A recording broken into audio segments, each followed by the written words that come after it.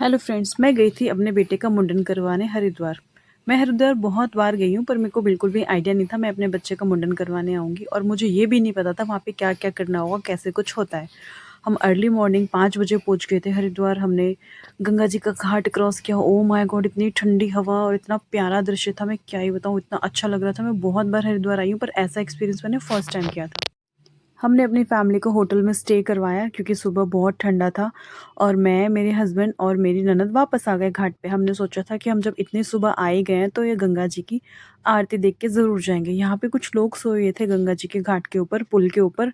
इतनी ठंडी हवा चल रही थी, इतनी ठंड लग रही थी हम लोगों को, और यहाँ पर देख रहे हो आप, इतने सारे लोग बेफ़िक्र होके सोए हुए हैं।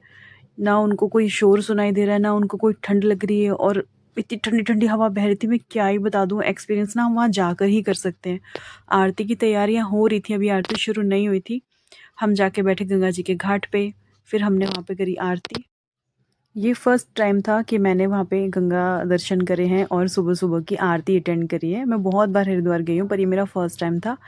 बहुत ठंड हो रही थी, पर बहुत अच्छा मौसम था, और थोड़े लोग भी थे। एक आंटी आई, हमें टीका लगाकर चली गई, और मुझे नहीं पता था उसके पैसे देने होते हैं। फिर उन्होंने बोला कि जो श्रद्धा हो आप दे दो, कुछ ऐसा नहीं है कि इतने देने या उतने देने। गंगा आरती देखी हमने, हमने आरती ली, बहुत अच्छा लग रहा था। ऐसे ना छोटी-छोटी सी ओस की बूँदें गिर रही थी, तो हम ना थोड़े से भीग गए थे, पर बहुत अच्छा लग रहा था। ऐसा लग रहा था बस यहाँ बैठ के ना ऐसे ही देखते रहो।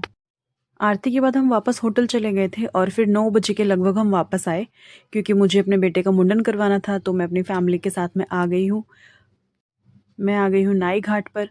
एक्चुअली अर्ली मॉर्निंग ना मैं यहाँ पता करके गई थी कि घाट कहाँ पर है, मुंडन कहाँ होता है। एक अंकल थे, मैं उनसे बात करके गई थी। तो मैं पूछ के भी गई थी, मैं बड़ा मतलब डाउट में थी कि क्या चार्ज लेते होंगे, पता नहीं क्या ही पैसे ले लेंगे। फिर उनसे मैंने बात करी, तो उन्होंने बोला कि जो भी आपकी इच्छा हो आप दे सकते हो मुंडन का, ऐसा कुछ मतलब पर्टिकुलर अमाउंट नहीं है कि इतना देना है, उतना देना है।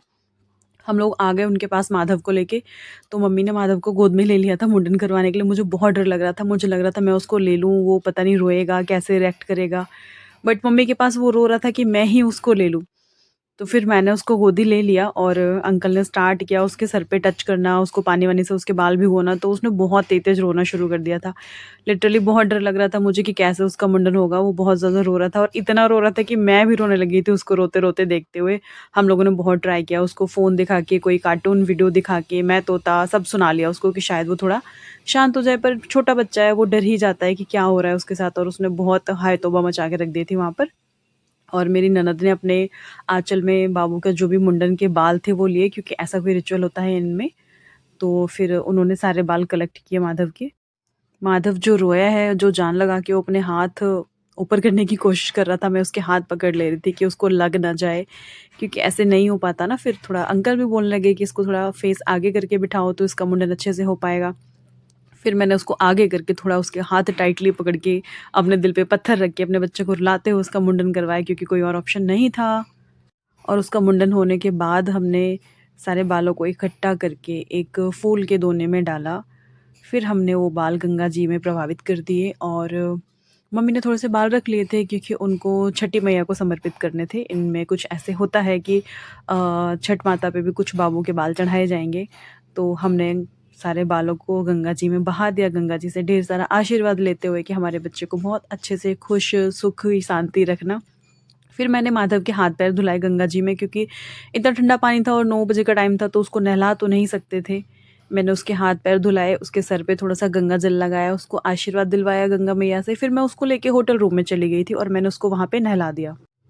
अभी माधव 1 साल का है, तो यहाँ पर ऐसे खुले में ठंड में उसको थोड़ा नहलाना मुझे नहीं सेफ लग रहा था। इसलिए हमने उसको होटल में ले जाके नहला के कपड़े चेंज करके फिर मैं उसको घाट पे वापस लेके आ गई, क्योंकि हम लोगों को भी घाट पे आके नहाना था। इतनी मुश्किल से उसने रोना बंद किया था, वो बहुत डर गया था, वो बस चाह रहा था कि मैं उसको गोदी रखूँ। हम वापस घाट पे आए, मैंने मम्मी के साथ थोड़ी-सी डुबकी लगाई, फिर अपने पतिदेव के साथ हमने डुबकी मारी। बहुत ठंडा पानी था, बहुत ही ज़्यादा ठंडा पानी था। पानी में पैर डालते ही पैर सुन्न हो जा रहे थे। फिर हमने चेंज करके थोड़ा-सा सूर्य देव को जल चढ़ाया, थोड़ी-सी गंगा मैया की पूजा करी। हरिद्वार आना एक अलग तरीके का सुकून देता है। ऐसा लगता है बस यहाँ पर ना बैठे रहो, गंगा जल में ना ऐसे ही अपने हाथ पैर डाल के देखते रहो। इतना ठंडा पानी था, इतना ठंडा पानी था, फिर भी निकलने का मन नहीं कर रहा था। मैं तो माधव को भी ले आई थी। मैंने सोचा उसको भी थोड़ा-सा अच्छा लगेगा, उसके मैंने पैर डाले थोड़े से गंगा जल में, वो बड़ा खुश हो रहा था, उसका भी मन कर रहा था इसमें नहाने का, पर उसको नहला नहीं नहा धो के उसके बाद हम चले गए मार्केट की तरफ। हमने सोचा थोड़ी-सी पेट पूजा करी जाए, कुछ खाने के लिए ढूँढा जाए। और हम दिल्ली वाले हैं तो खाने में बड़ा सोचना पड़ता है कि क्या टेस्टी लगेगा, क्या हम खाएँ? और हम पुल क्रॉस कर रहे थे तो चलते-चलते हमने गंगा जी का एक और रूप देखा, इतना प्यारा लग रहा था, बार-बार मन कर रहा था यहाँ रुक जाओ। बस यहाँ ऐसे ही घाट पे बैठे रहो, यहाँ देखते रहो। हमारे पास इतना टाइम था नहीं तो हम जल्दी-जल्दी चल के गए मार्केट की तरफ। एक रेस्टोरेंट में पहुँचे, वहाँ हमने खाया डोसा, हमने ट्राई किया कि कैसा होगा, बट एक्चुअल में अच्छा नहीं था वो। उतना अच्छा टेस्ट नहीं था, बस खा लिया हम लोगों ने। और फिर हमारे पास ज़्यादा टाइम भी नहीं था, हम खा पी के वापस आ गए गंगा घाट पे। हमने सोचा ज़्यादा से ज़्यादा टाइम यहीं बिताया जाए, तो हमने थोड़ी देर पानी के साथ में खेला, थोड़े से उसमें से सुंदर-सुंदर से पत्थर निकाले और हमने ढेर सारा आशीर्वाद लिया गंगा मैया से। 2 घंटे हम घाट पे बैठे रहे, बिल्कुल मन नहीं कर रहा था यहाँ से जाने का। उसके बाद हमने गंगा मैया से आशीर्वाद लिया और उनको बोला कि हमें ऐसे ही बुलाते रहना, सबको हेल्दी रखना, सबको सुखी रखना। उसके बाद हम वापस अपनी गाड़ी में बैठे और हम वापस दिल्ली आ गए। Thank you.